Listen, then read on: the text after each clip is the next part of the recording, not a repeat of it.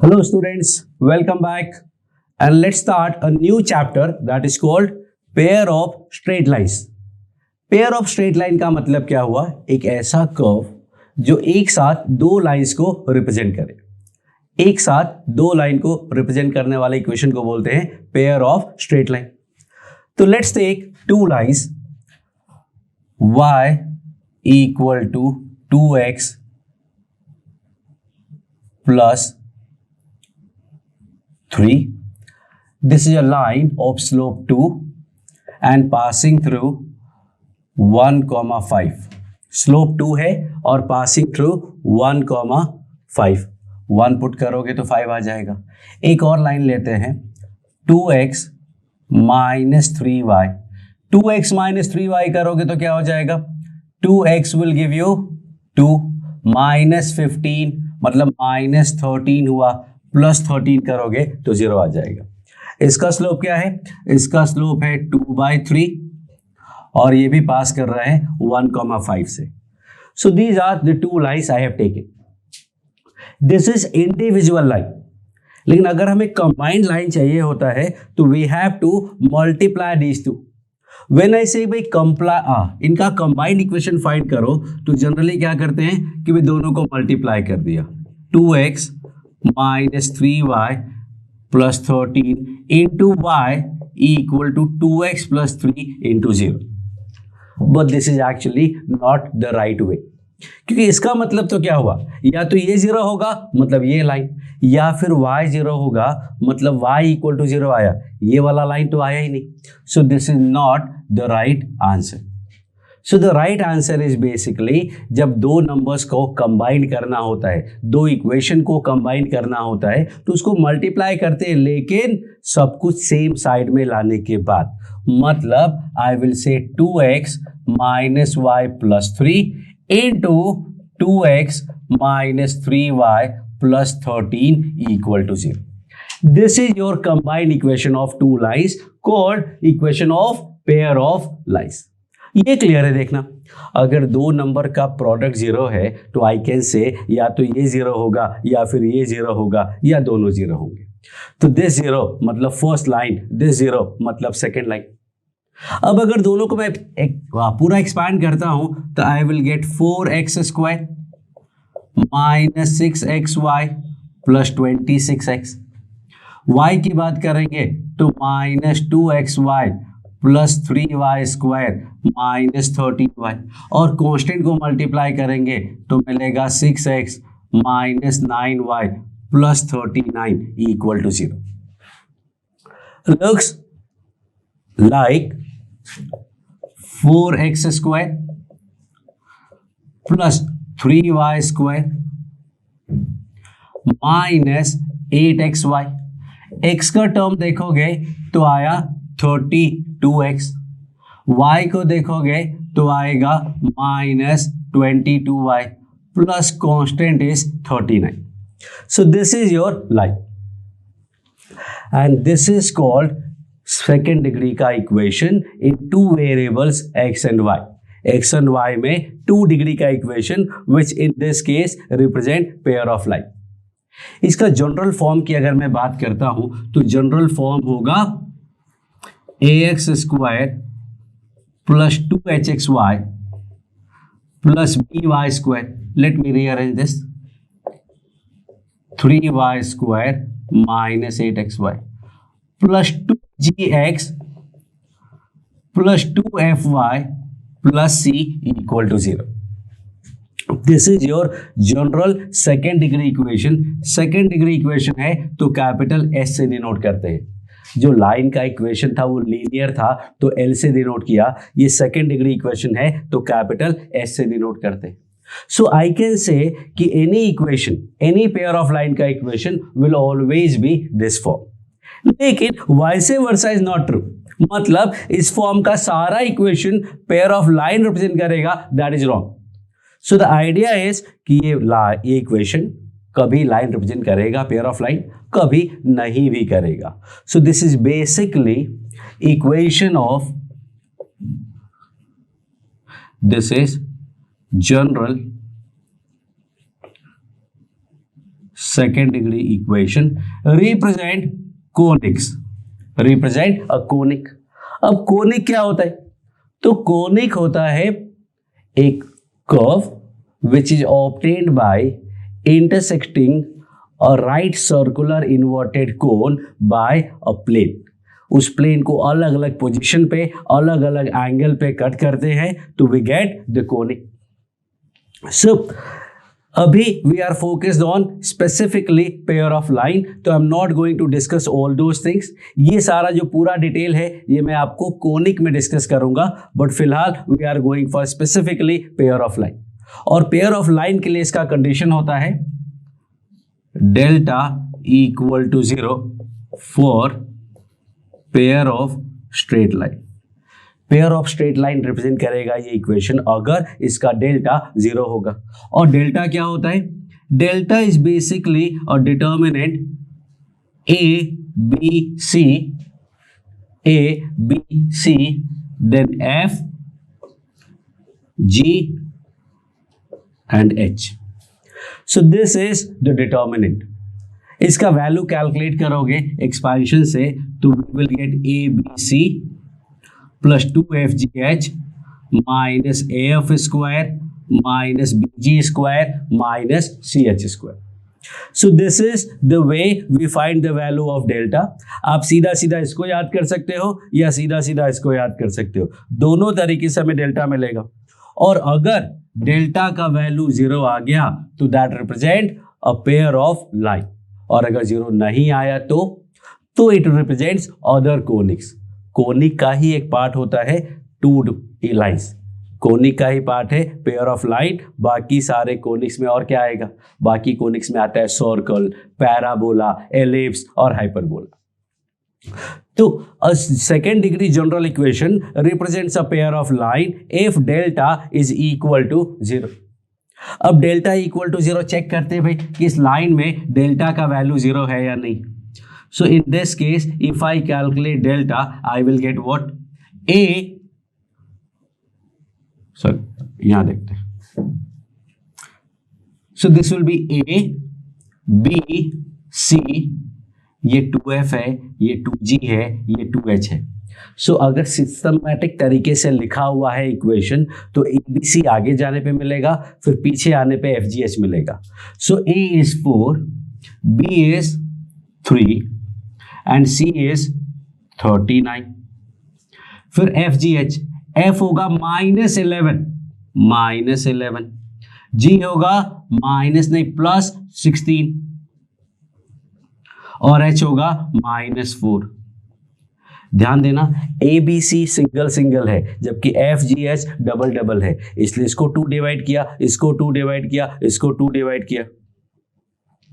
जबकि ABC सीधा सीधा है तो मैंने ABC सीधा सीधा लिख दिया। अब ये डेल्टा का वैल्यू फाइंड करोगे तो it comes out to B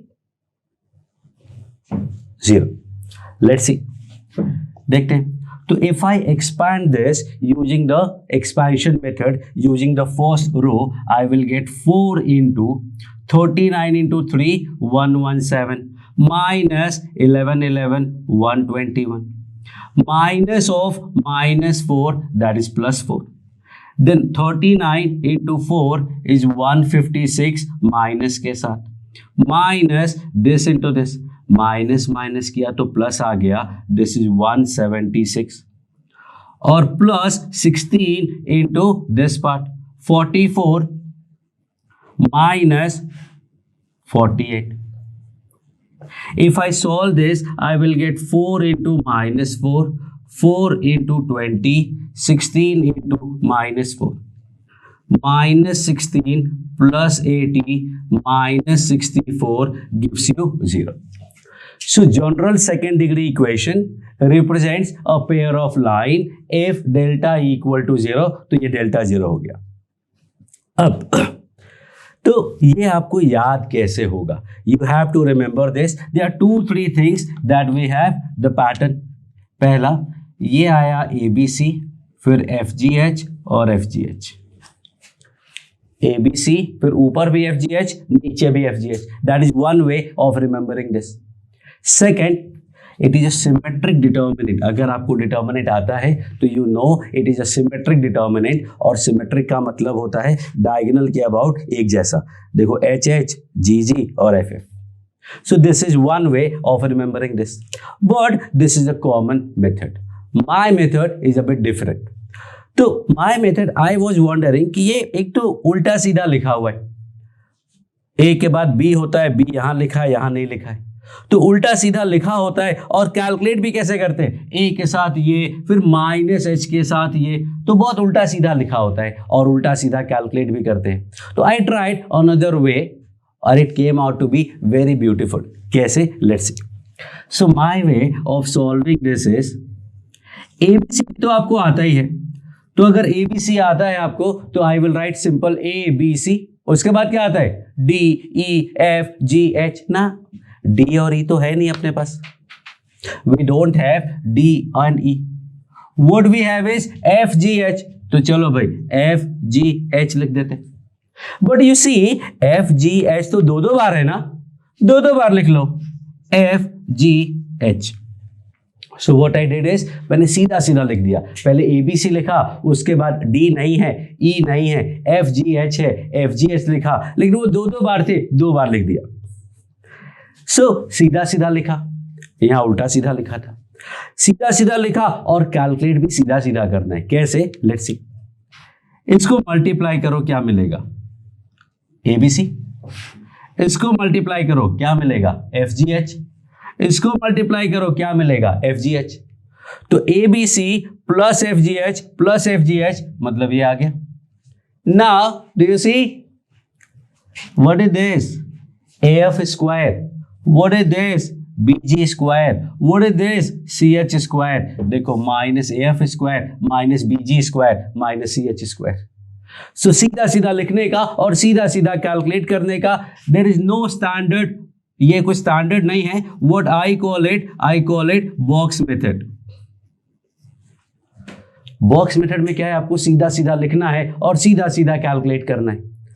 तो अगर मैं ये वाला मेथड यूज करता हूं, so what I am going to get is A B C, then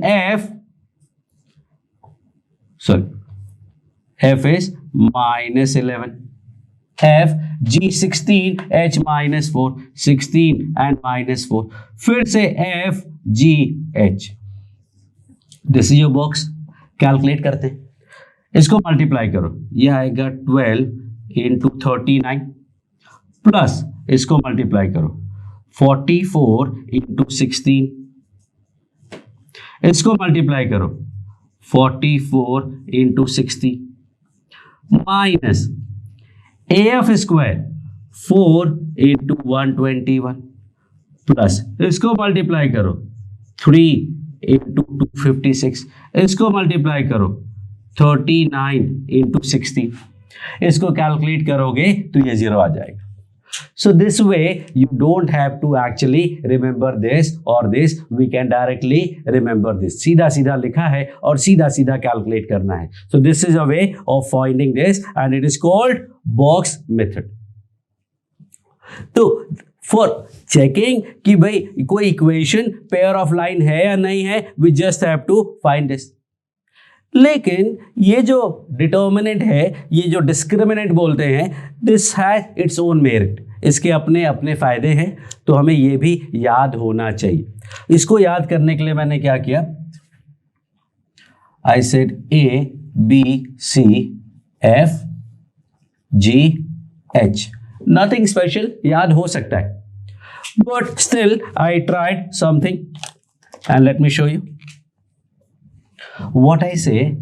A for all, H is for hard working guys, all hard working guys, also girls,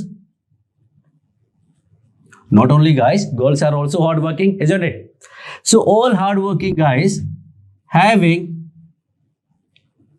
bright future go for coaching classes।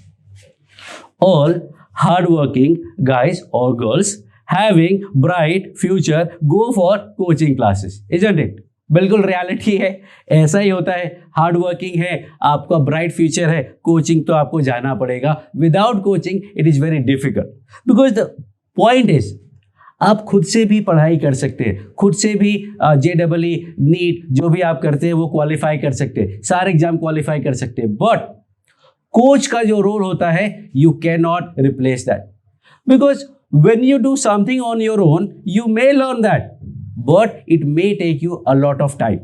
But with a coach, it will be very simple task. वो आपको पहले से पता होगा कि आपको कब, कैसे, कहाँ प्रोसीड करना है। This is what we are trying to do at BrainFlex, कि आपको पूरा का पूरा सिस्टम एक सिंगल प्लेटफॉर्म में दिया जा रहा है। So you know कि how to proceed and where to proceed and when to proceed.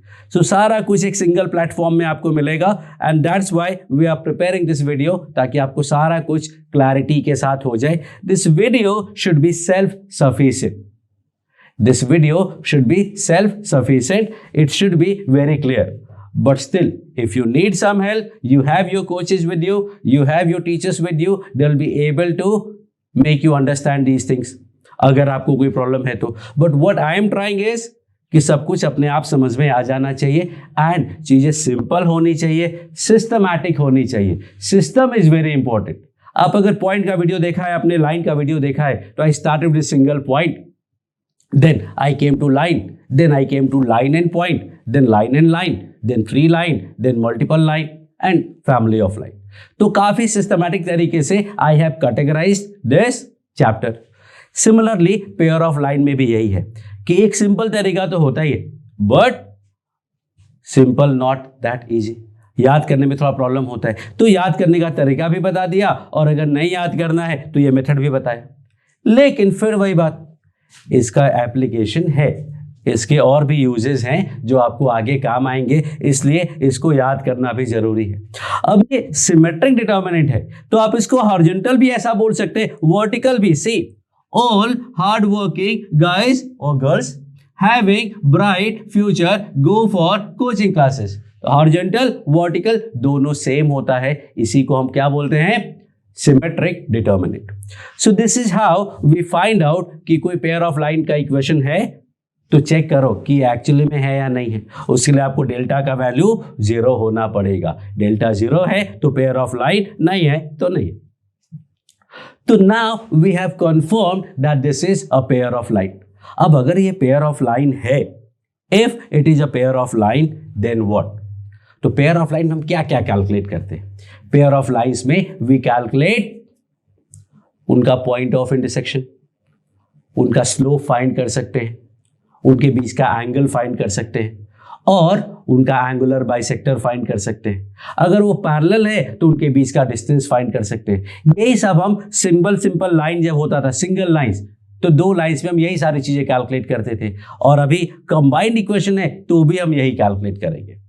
और आपसे पूछा जा सकता है कि भाई ये पेयर ऑफ लाइन है, इसको अलग करके बताओ। हमें तो पता है कि यही वाली लाइंस है, बट आपको तो सिर्फ यही क्वेश्चन दिया होगा। So how do we separate those lines? So I am going to do it one by one and in the next videos. So this was the basic of pair of line, कि pair of line का मतलब 2 lines का combination, 2 line का combined equation which is obtained by multiplying these 2 equations, लेकिन सब कुछ same side में लाने के साथ, जबकि दोनों का वैल्यू इंडिविजुअली 0। क्योंकि you can say कि अगर x इक्वल टू 2 है और y इक्वल टू 3 है, यू कैनॉट से कि sir X Y equal to 6 है, क्योंकि एक्स वाई इक्वल टू 6 है तो बहुत केसेस आ जाएंगे। 1 और 6 आ जाएगा, 2 और 3 आ जाएगा, 3 और 2 आ जाएगा, 1 और 6 आ जाएगा, 5 और 6/5 आ जाएगा, -2 और -3 आ जाएगा। So this is not the right way to do this. So the right way is सब कुछ सेम साइड में लाने का, x -2 और y -3, फिर मल्टीप्लाई करोगे। So this should be the right approach. तो ये सीधा सीधा मल्टीप्लाई किया तो रॉन्ग हो गया, सब कुछ सेम साइड में लाके मल्टीप्लाई किया तो ये सही हुआ। सो this is your combined equation of 2 lines called pair of lines. उसका जनरल इक्वेशन इस तरीके का दिखता है, लेकिन इस तरह के सारे इक्वेशन पेयर ऑफ लाइन नहीं होते हैं, उसके लिए ये एक कंडीशन है, we call it discriminant, we call it discriminant. आपको याद होगा वन वेरिएबल में सेकेंड डिग्री इक्वेशन होता था ax square plus B X plus C, वहां पे भी डिस्क्रिमिनेंट होता था, that was B square minus 4ac। It is exactly like that, और इसका जो डेरिवेशन है वो भी वहीं से आता है कि this equation is written in the form of quadratic in either x और इन y, और फिर उसके जो रूट्स हैं वो रूट सिंपल होने चाहिए, राशनल होने चाहिए, उसमें रूट्स नहीं होने चाहिए, और राशनल रूट का कंडीशन होता है d इज परफेक्ट स्क्वायर। तो उसका जब d परफेक्ट स्क्वायर बनाते हैं तो ये कंडीशन आता है। That is a long derivation which is actually not useful, so I am skipping that and you have to remember this concept. Now then we will proceed further. Thank you.